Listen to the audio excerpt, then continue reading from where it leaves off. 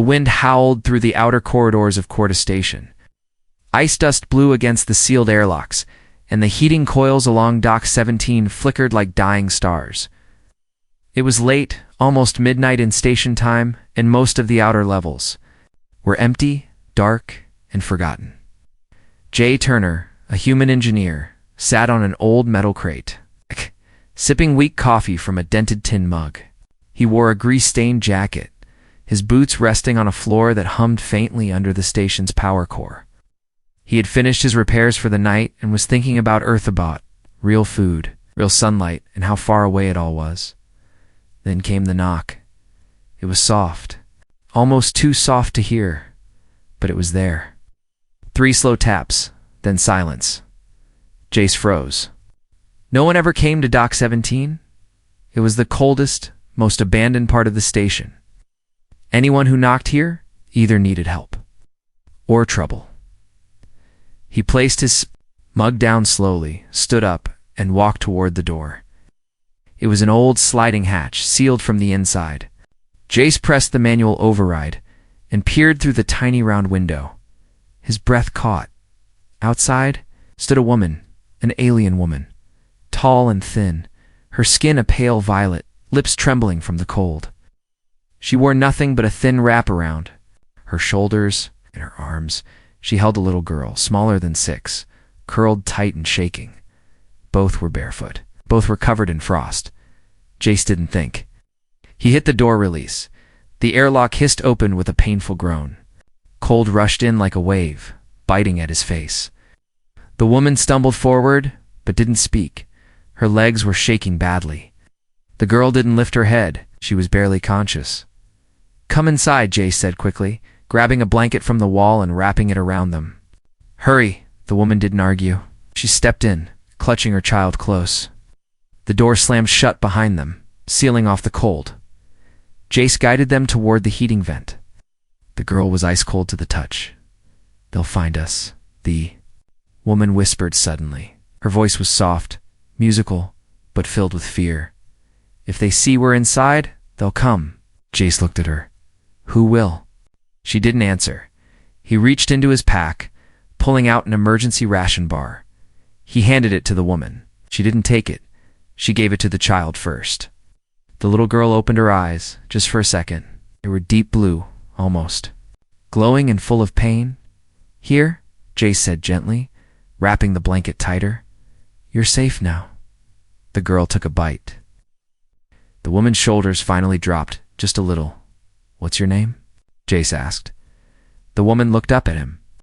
Her face was delicate, sharp, beautiful in an alien way. Her lips were cracked, and ice clung to her hair.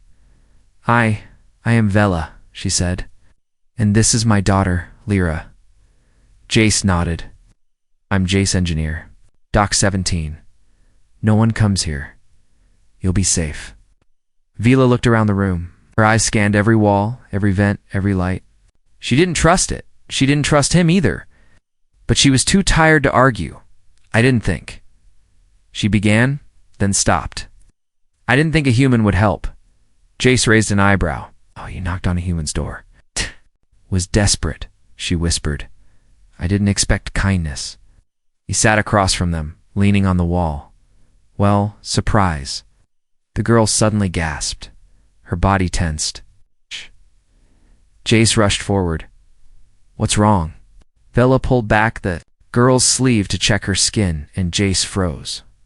Underneath the frost, strange glowing marks pulsed on the child's forearm. Thin lines, like silver tattoos, but alive, moving, glowing softly like starlight. Jace had seen tech. He had repaired alien machines, but this was biological, ancient, rare. "What is that?" he whispered. Vela's face went pale. "Don't tell anyone you saw it, please." Jace stared at the child's arm. "This isn't normal. This is advanced." Vela held her daughter tighter. "We're not criminals. But there are people who would kill her just for those." Mark's Jace felt a chill run down his spine. Not from the cold, from the truth behind her words. "Who is she really?" he asked, voice low. Vela looked him in the eyes. She is someone they thought was dead, someone they fear. And now they will come. Outside the station walls, something moved in the void, and Dock 17 had just become a target. Asterisk, the emergency lights buzzed softly above Dock 17. Inside the hangar, heat coils struggled to push warmth into the air. Jace stood still, staring at the glowing symbols on the child's skin. They pulsed slowly like a heartbeat, silver and blue, as if alive beneath her flesh. The girl, Lyra, slept now. Her tiny body curled beside the warm exhaust vent. Her breathing was steady, but the marks hadn't stopped glowing. Vila sat nearby, her eyes locked on Jace's every move. She had not taken her coat off. She hadn't relaxed even once, not after food, not after warmth. She looked like someone ready to run at any second. "You said they thought she was dead?" Jace said quietly, crouching near her. "Who is they?" Vela hesitated. "The ones who ruled the Outer Belts? The Therax Enclave? They hunt survivors? Of the old bloodlines?" Jace frowned. "Why? What's so special about those markings?" She looked at her daughter, then whispered, "Lyra is royal-blooded. Her father was killed the day she was born. His family was betrayed. All others were executed. Except us. We escaped." Jace stood up and began pacing. "Royal blood? Act! Means she has political value or a target on her back?" Vela didn't speak. She didn't need to. Jace grabbed his scanner and aimed it carefully at the symbols. He didn't want to scare Vela, so he kept a fair distance. As the screen loaded, a warning flashed. "Genetic signature match. Level red clearance required. Unauthorized scan detected." Another line followed, blinking in red. "Lineage lost. House verified heir. Identity seal active." Jace blinked. "She's not just royalty. She's the heir to one of the lost houses." Vila nodded slowly. "That's why they will never stop chasing us. They can't let her live. Her blood challenges their rule." Jace felt the weight of the moment settle in his chest. This wasn't just a scared mother and child anymore. This was something that could change everything. "Why come here?" he asked. "Corda Station is falling apart. There's barely food, no protection, no law." "We had no choice," Vela replied. "A smuggler brought us this far, and he sold us for credits and vanished. We escaped before they loaded us into a slave pod." Jace cursed under his breath. "Stars, ... Then he heard something. A soft thump, a mechanical hiss. Outside, near the external access panel, he rushed to the control panel and checked the monitor feed. At first, the camera only showed cold steel and drifting snow dust in the corridor, then movement. A black shape stepped into view, then another. 2 figures in heavy armor, tall, built like machines. Their faces were hidden behind dark helmets, and their arms held plasma rifles. Their shoulders, the emblem of the Therax Enclave. Jace's hand tightened on the console. "They're here," he said grimly. "They found you." Bella stood, instantly pulling her daughter close. "They'll breach the door. We'll have to run." "No," Jace said, voice sharp. "Running now gets us all killed. Move fast," grabbing an old storage crate near the wall and kicking it open. Inside were layers of dust-covered tools, parts, and an old Terran security module, human-made tech. Obsolete by most standards, but Jace had modified it long ago. He slapped it on the control wall. It came alive with a faint red pulse. "What is that?" Vela asked. "A forgotten piece of Earth's paranoia," Jace said. "They used to call this a ghost lock. It hides interior heat signatures and gives fake readings to scanners." Vila blinked. "So they won't know we're inside?" "Not for long," Jace muttered, "but it buys us time." Another knock echoed on the hatch, this time loud and metallic. "Open the door," a robotic voice said from outside. "By order of the Enclave. You have 30 seconds. Jace locked eyes with Vela. "You need to trust me now. I don't care who you are." "That little girl, she's not dying on my watch." Vila's lips trembled. For the first time, tears welled in her eyes, not from cold, but from disbelief. "Why are you helping us?" Jace gave a bitter smile. "Because I'm human, and we don't leave kids to die in the dark. The door trembled. The locking bolts began to glow red. JSE rushed to his terminal and activated his emergency override. Let's see if they remember what Earthborn engineers can really do. Behind him, Lyra stirred in her sleep, and the glowing marks on her skin suddenly pulsed brighter. Reacting to something, JC didn't notice, but Vila did. And in that moment, she realized something inside her daughter was waking up, something ancient. The door to Dock 17 shook again, this time louder. Sparks danced off the thick bolts as high-powered cutters sparked against the frame. Outside, the Therex Enclave soldiers worked fast. They didn't yell. They didn't warn again. Take what they wanted, and they didn't expect resistance. Inside, Jace was already moving. Sealing inner access, he muttered, fingers flying over the console. The old Earth interface groaned but obeyed. Thick metal shutters dropped over. The inner hallway doors, one after the other. The entire hangar sealed tight. Vela stood in the corner, holding Lyra close. Her daughter was still weak, but now her glowing marks pulsed faster, brighter. The symbols changed pattern like they were, reacting to danger. You said they fear her? Jace said over his shoulder. Why? What is she? She's not a weapon, Vela said quickly, shaking her head. She's not meant to fight, but something in her is waking up, he replied. You saw it. Vela looked down at her daughter. The marks are old tech, ancient. Her father was one of the last born with them. Lyra inherited the trait, but we never knew what it meant. Some say the marks choose their own moment. Jace narrowed his eyes, so they think she's dangerous just because she might awaken some forgotten power? They don't want a symbol to survive, Vila said. The Enclave built their empire on lies, her blood. It proves there was another way. Her very life is a threat. Jace slammed his hand on the console. That's why they'll never stop. The lights flickered, and then the intercom hissed again. Final warning. You are harboring fugitives. Open Dock 17, or we enter by force. Your name has been logged human. Jace stared at the speaker. Good. Let them. Remember it, he turned to Vela. If you want to run, now's the time. I can distract them. They'll chase me instead. Vila looked stunned. You'd risk that? For us, Jace didn't blink. Not for you, for that little girl. Shh. She deserves more than a cold death at the hands of cowards. But Vila grabbed his arm. Her hand was cold, trembling, but her eyes burned with something new. No, she said. We run together or not at all. Jace looked at her surprised, but nodded. He pointed to a sealed panel on the far wall. There's a maintenance shaft, not on any map. It leads to the station's waste ducts, dirty, narrow, freezing. But it'll get you away from here. She stepped toward it, but Jace didn't follow. You said we run together, she reminded him. I need to buy you time, Jace said. If they break through and I'm gone, they'll scan the place in seconds. But if I'm here, I can stall them. Trust me. Ow. The look on Vila's face was hard to read. Part fear, part something else. Thank you, she said. Then, before he could reply, she leaned forward and placed her forehead against his, a strange alien gesture, a sign of respect. Of trust. She opened the shaft, slipped inside, and vanished into the dark. The panel closed silently behind her. Jace turned to the door.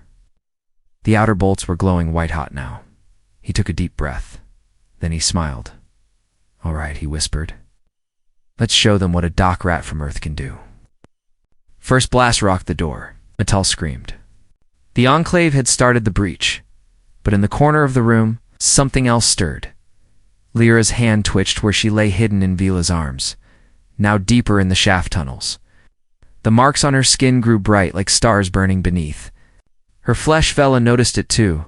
Her heart pounded. She gently shook her daughter, Lyra. The girl didn't answer, but her eyes opened, and they glowed pure white. Deep inside the tunnels, an ancient system hidden beneath the station walls flickered to life, long forgotten. Buried under layers of dust and time, old sensors. Ones not from this era blinked green. They had found her, and now, are waking up back at Dock 17. Jace faced the door as it burst open, 5 armored soldiers rushed in, weapons ready, but the moment they stepped inside, the entire room pulsed. A strange wave of energy washed over them. Their suits crackled. Their coms failed. Their rifles went dark. One of them shouted, "EMP." Jace blinked. That wasn't me. And that's when he heard it, a soft hum, coming from deep in the walls. And the lights began turning blue. One by one, Jace stood in silence as the blue lights shimmered along the ceiling. They moved like a wave, soft but strange, rolling through the dock, as if something unseen had been awakened. The Therak soldiers didn't move at first. They glanced at one another, weapons tight in their hands, unsure whether to fire or run. Their helmets buzzed with static. Their visors flashed red warnings. "Contain the human," one barked. "The girl must be nearby." Jace slowly raised his hands. "I'm just a mechanic," he said calmly, though his heart pounded like a drum. "No fugitives here. Broke into my dock for no reason." The lead soldier stepped forward. His voice, filtered through his helmet, was cold. "Don't lie. We tracked the signal. She's here." Jace tilted his head. "You mean the heat signature that disappeared 5 minutes ago?" Another soldier cursed. "The scanner's blank."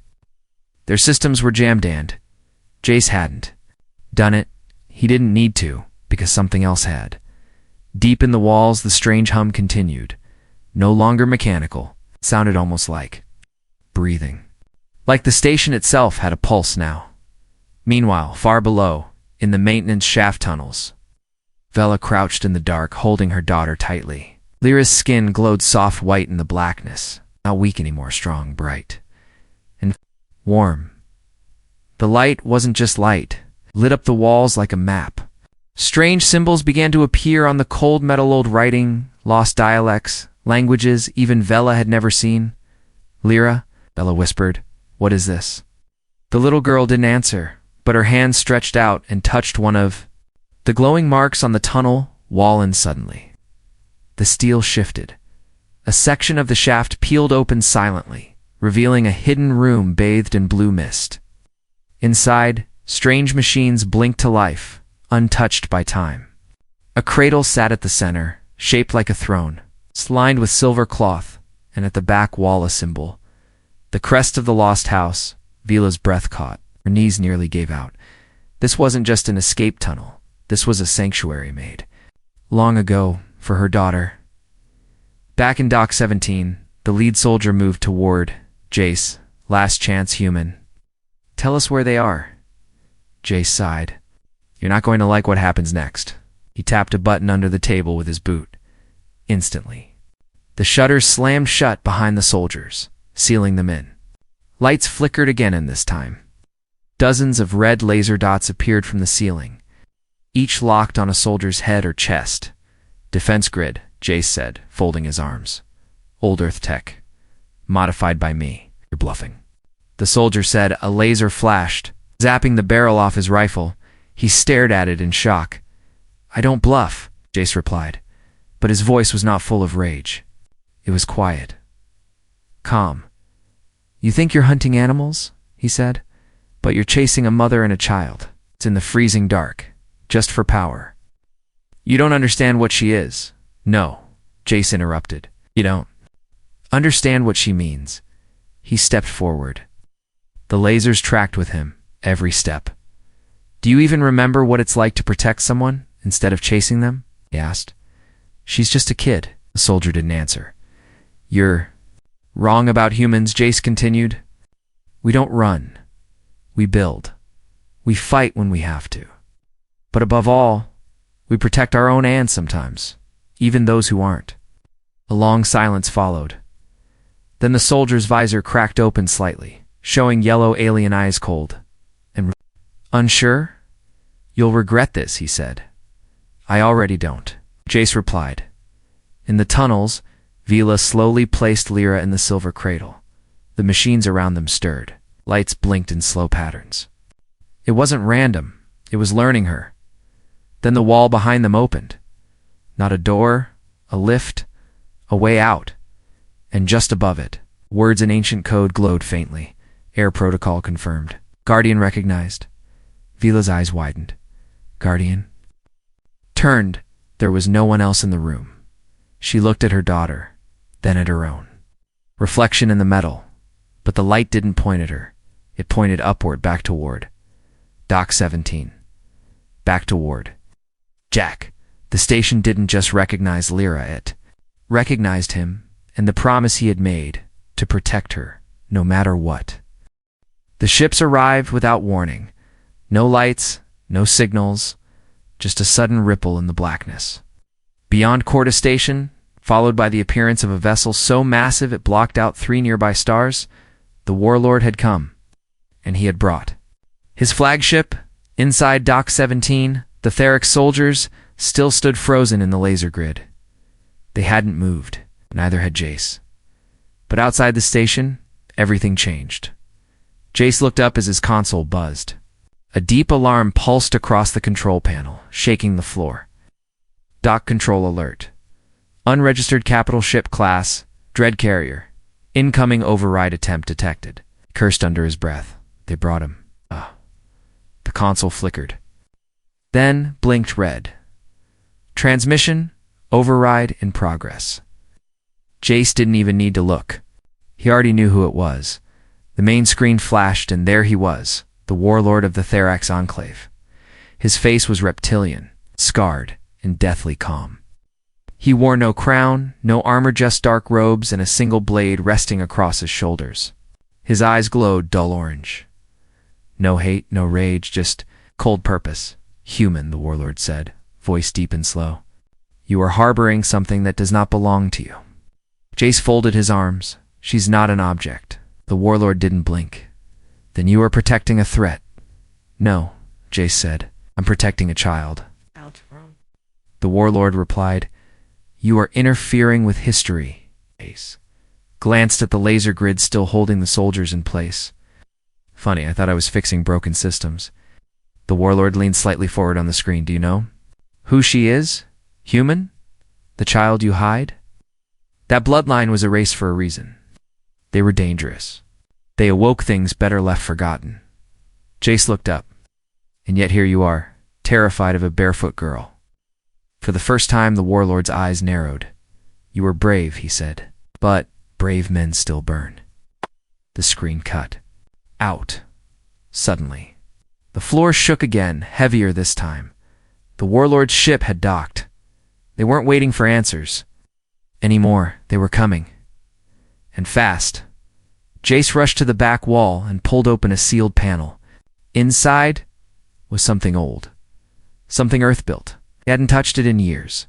Containment crate marked with thick black lettering. Earth salvage, unstable core tech. Do not power. He pulled it out anyway. Behind him, the Therax soldiers were finally moving. One tried to break free of the lasers only to be hit by a sharp electric shock that dropped him to the floor. Shaking, you'll die here, human, one of them shouted. Jack didn't turn around. Maybe, but I won't be alone, he slammed. His hand on the crate's biometric lock. Identity confirmed. Jace Turner, engineering officer, Earth Trade Corps. Warning, activation will breach safety protocols. Good, he muttered. Let's breach something, the crate hissed. Open inside, nestled in layers of magnetic foam, was a device the size of a football.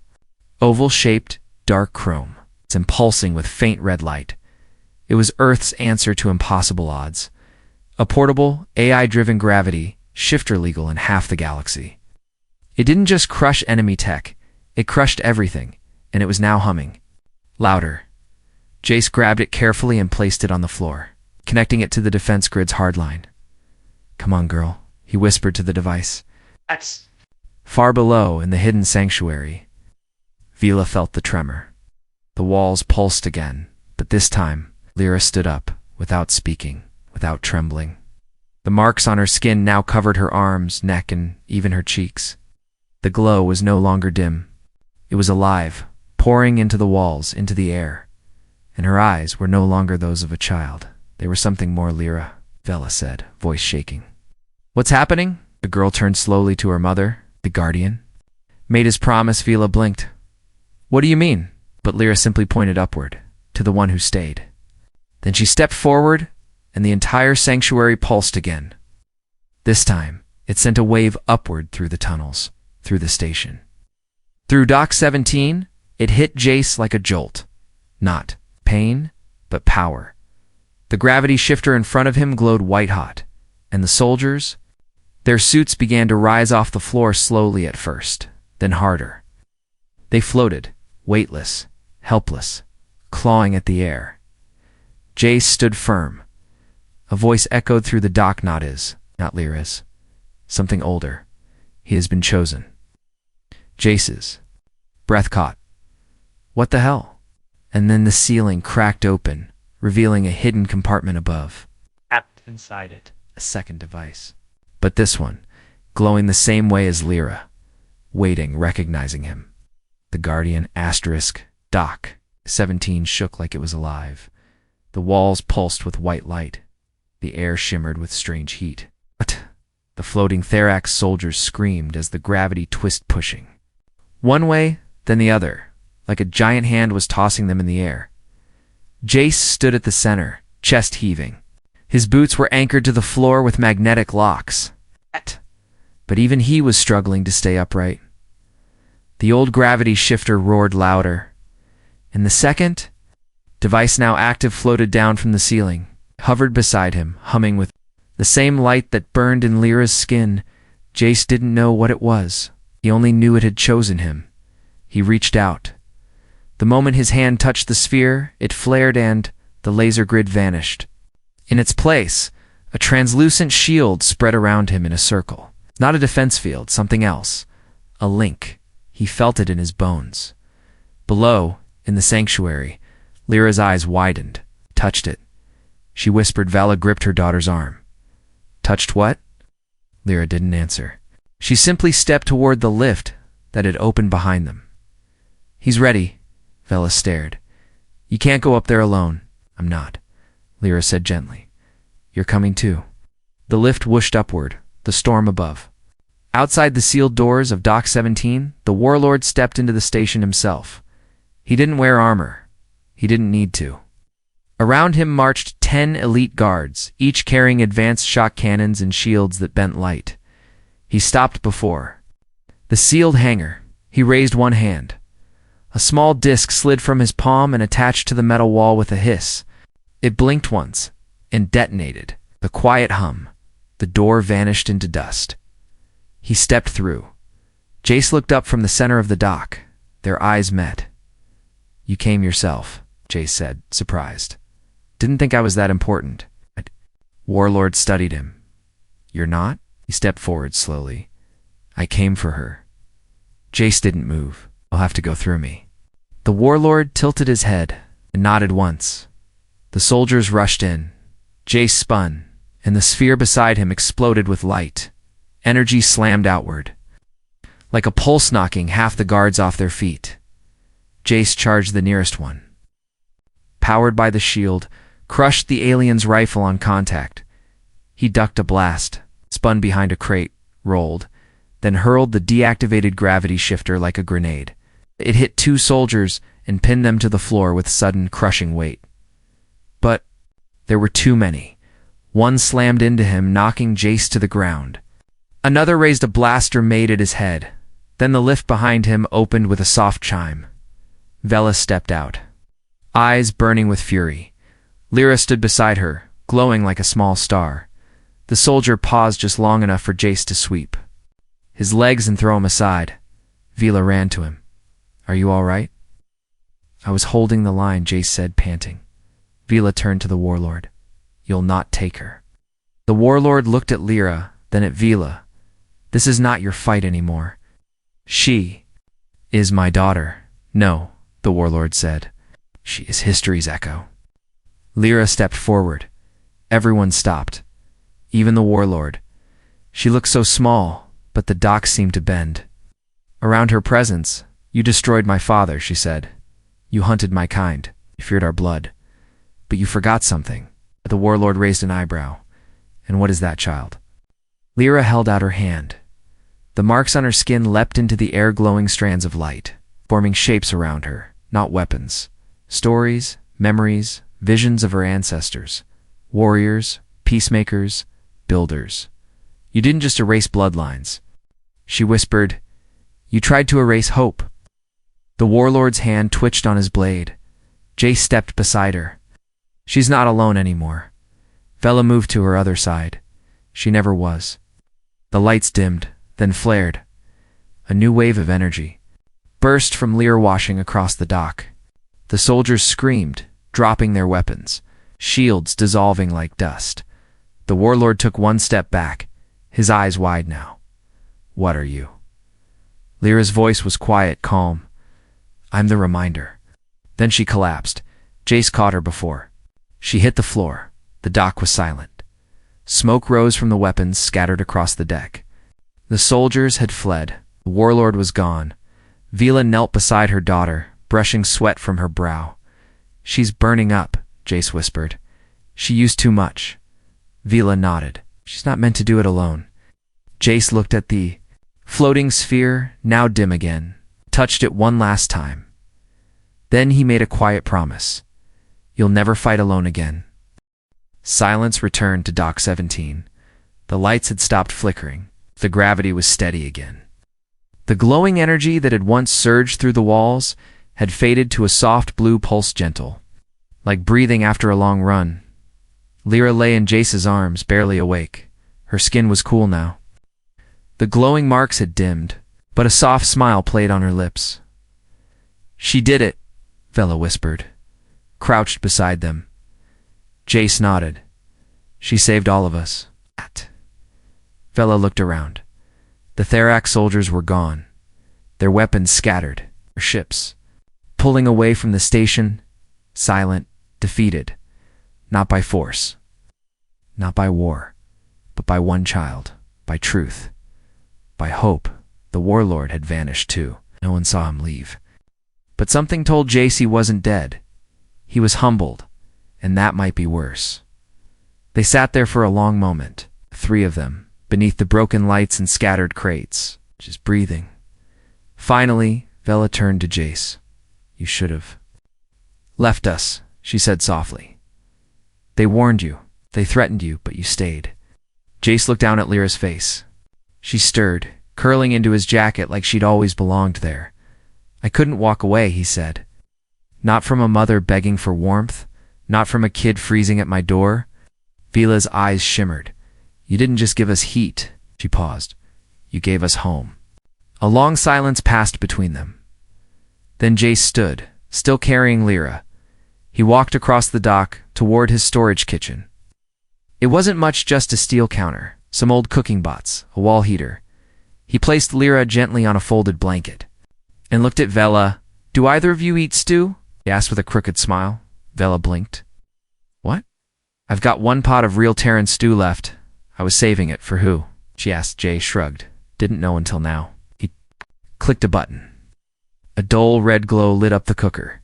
In seconds, the scent of warm broth filled the hangar, rich, earthy, full of strange spices that reminded Vela of places she'd never seen. Lyra's eyes opened slowly. Food. Jace grinned. Told you, kid. Just needed a warm meal, right? Vela helped her daughter sit up. She took the bowl Jace handed her. It was metal, a little dented. Nothing fancy, but when the steam touched her lips, her eyes filled with tears. No one had ever fed her like this. Not since the fall of their house. Not since they'd been hunted. Not since hope had died.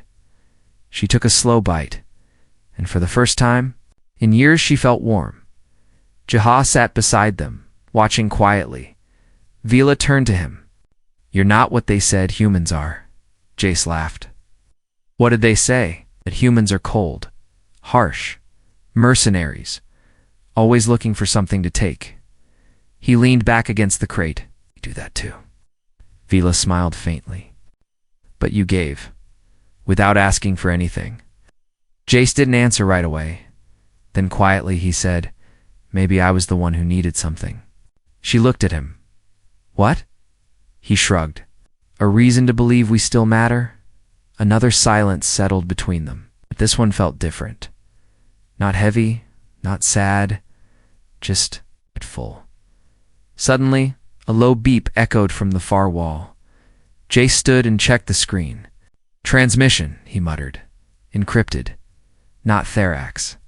He opened the channel. A woman's face appeared human, sharp, wearing an old Earth Fleet badge on her collar. Her voice was quick, professional. Doc 17, this is Commander. Meryl Lauren of the Terran Outreach Fleet. We received an old beacon marked, our protocol. Does anyone there require evacuation? Jace smiled slowly. He turned to Vila. Looks like someone heard her signal. Vila stood. We don't need evacuation. He looked surprised. She stepped closer. We need rebuilding. Lyra stood too. Her small hand reached for Jace's. We want to stay. Jace looked from mother to daughter and felt something settle inside him, a kind of peace he hadn't known in years. Back on the screen, the commander asked again, please confirm your status. Jace leaned into the mic. This dock is secure. No evac needed. Just send blankets. And maybe cookies. He winked at Lyra. The little girl giggled for the first time, far above them. The Terran fleet began to turn toward Corda Station, carrying not weapons this time, but aid. They would arrive soon, and when they did, they wouldn't just find survivors. They'd find a new beginning. And at the heart of it, a mechanic who stayed, a mother who endured, and a little girl who just wanted a warm meal.